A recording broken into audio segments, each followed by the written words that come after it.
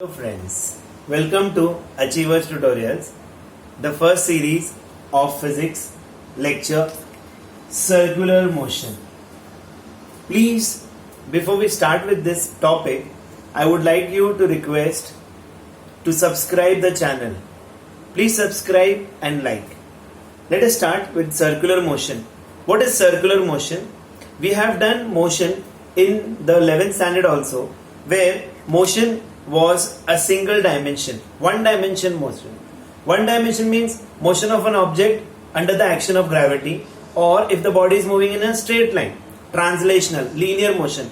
We are talking about circular motion, which is a two-dimensional motion. You have x and y coordinates. That means a body is moving along x and y simultaneously. One more example is projectile motion, which we have done earlier. Projectile motion. So today we are going to do circular motion, and the best example is merry-go-round. The hands of a clock, if you see the tip of the hands of the clock, they move in a circular path. So we are talking about circular motion.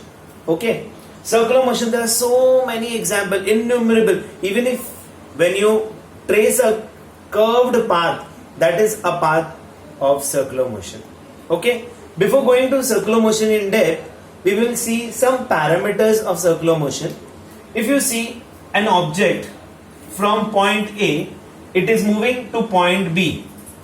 If it is moving to point B in an anti-clockwise fashion, please see the body is tracing a circular path along the circumference of the circle. And what is circular motion? As you know, what is circular motion? The motion of an object around a circular path. If it is a circular path, it will have a fixed radius for sure. So if the body is moving in this manner, please see, you talk about a radius vector. What is a radius vector? Please see here, if I join this point A here and see this point A is moving from A to B. It is moving from A to B. My radius vector, this r vector, will tell me the position of this particle at point B. It shows me the instantaneous position of a particle at any point of time. And if you see properly, this vector is tracing an angle theta in the center. If it is tracing an angle theta in the center, can you see the center position? This angular displacement. Okay, I got this word, angular displacement. See, the particle is moving along the circular path. So this is linear displacement. But here, the particle is moving along the angular path. See, this radius is tracing an angle theta here. This angle is called angular displacement. And as you know, theta is always in radians. So you will have two things to keep in mind. One is linear and angular parameter. In linear motion, I had displacement S. In angular motion, I will have angular displacement theta. Simultaneously, not alag-alag. Please remember.